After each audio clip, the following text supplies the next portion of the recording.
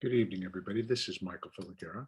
I am with logicalsignals.com, and this is the Elliott wave update for the NQ for Thursday, March 25th, 2021. The market did pretty much exactly what we expected today, or I should say the NQ did.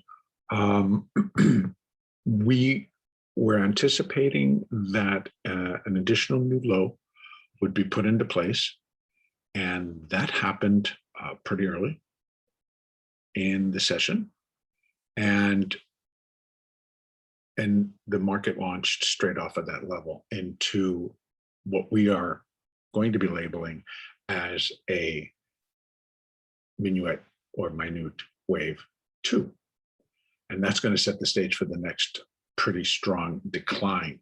We're going to take a look at that to define exactly where it is, but before we go there, I just want to put these Fibonacci support levels, or resistance levels actually, for, nope, can't do that, that's too far down, come on. 72. That'll work. And let's put that down here, that's about right, a little bit lower. So essentially it's gotten past the 0.236, and so we're looking for it to come up, and it has kind of given it a kiss twice, the 382 level at 12,821, we're going to call it. Let's take this down so we can take a peek at the internals on this particular move, and I'm going to lower this down to a 30-minute chart. And there we go. And open that up completely. And this is what we're looking to see if we have an ABC. So that definitely is the A, there's the B. And it looks like one, maybe, well, it could be complete, and this is just forming a C wave kind of triangle up into this area. Unless it really picks up some steam right now, I doubt it's going to get itself up into this 50% retracement level. And truly, it wouldn't be expected to in the position that it's in. It's a small wave 2. We have seen some intense selling pressure today, basically the market continually being held. So the buyers were not rampant to come running back in and start buying it up, although there were some very strong points of buying where the market moved $100. So they were all very tradable, and you just had to be patient and you had to just trade the moves, but it was a profitable trading day nonetheless. So what we're going to be looking for, we're looking for this minuet wave 2 to complete. We've got an area that basically is between 12,821. We know that this particular was not even a part of it, so excuse me for that. But that should provide some additional resistance for a pop over that 382 level. And that brings us at 12,835, 36. And then we have additional up here at 5860, 858, 860, and of course the 50%. But again, what we have been seeing as well is more intense selling. So, and the willingness for the sellers to just bring it right back down to a particular area, which again, we're going to be looking for point of control to see where that's going to end up, because of course that's the area where most of the buying is taking place. Well, that's where the buyers and sellers are happy to change hands. But once it is complete, again, we're going to be falling, and now I'm going to go back over to our other chart. We would be falling in a wave 3 of 3. I know I've talked about this a lot, but they've happened at different points in our wave counts. And when they do, the characteristic, the personality of that kind of wave, it's like point of recognition that we are going down. That's It's a point of recognition. In this case, it would be, oh, we're going down. So we see an acceleration. So the sellers are a little bit more persistent and just push. And the buyers can't collect themselves fast enough to kind of get back in there and decide we're going to move it up from here. It will have rallies. It will have rallies of 10 or 20 or 30 or 40, $50, possibly $100. But as the volatility upticks and the volume upticks, you're going to see one side, and that, of course, in the direction that we're counting would be to the sell side. I'm going to expect the sellers to be more persistent and to push harder than the buyers are going to be willing to. So now I want to clear this and go back out to putting our next,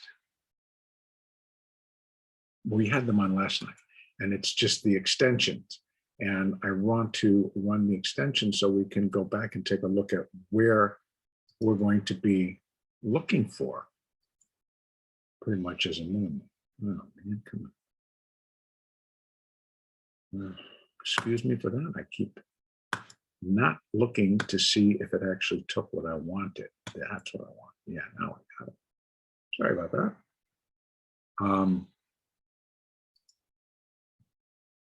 We're just going to put on the Fibonacci's that going to be more representative of what we're looking for to the downside. And now you can see it. So essentially, we wanted to see this first minuet wave 1 or minute wave 1 to break below the minor wave 1 low. And that was at 12,682, 681.75. It did that pretty well. And we were looking for support basically at 12,555 to kind of hold it for right now. We didn't get down there. We got as low as 12,609. So we didn't really even get in the hood, but we got within $50. And so once this is over, I would expect that when things start to pick up, that this level will break and that we may end up down here or down here. But I would not think that the wave 3 in its total, wherever it begins from, it should bring it back down to 1.618 is my take on the intensity of the wave that it should be building. But we will take it as we get it. And these are the levels. First one is 12,555. And then we have 12,410. And then we have 12,320. And basically, we're kind of looking for 12,174-ish. We got round numbers there. We've got the midpoints there. We will have additional Fibonacci's that will cover internal moves. So we can, during the day when you're trading, you can definitely really pinpoint where you might get a turn. And that is, of course, very important with your day trading, which is what I do. And so I'm really looking for this thing to pick up and to have a really good trading day tomorrow, to be honest with you. Upside, it's a little bit more difficult, but yes, I mean, if it starts to break above 12,865, let's call it, it's breaking above that 50. We got the 200, and this is on the hourly chart. We got the 200 at right now, 12,934.35. And I would not want to see a corrective wave take that out. So, because then it stops being corrective in my mind. Although it can literally go all the way back up to that top. It can't take out that high, but it can test it. I just don't see if the sellers are really going to step in as I anticipate. And with some of the weakness that I've seen and the willingness of sellers to hold the market on a level without letting it rally too much before they step back in. That's kind of what I mean. I think that that would kick in because of the nature of the wave. but I may be overemphasizing that. So we're going to trade what's in front of us. Again, if we get upside moves, that would be one. Trading above that 20 and staying above the 20. Right now it's sitting right at it. So it has to close above it with some strength, stay above it, and then really get to the 50. It needs to break the 50 and that resistance. So that's the 50-day moving average and then the 50% fib retracement. And then we have a 382 right alongside and pretty much right together with the 200-day.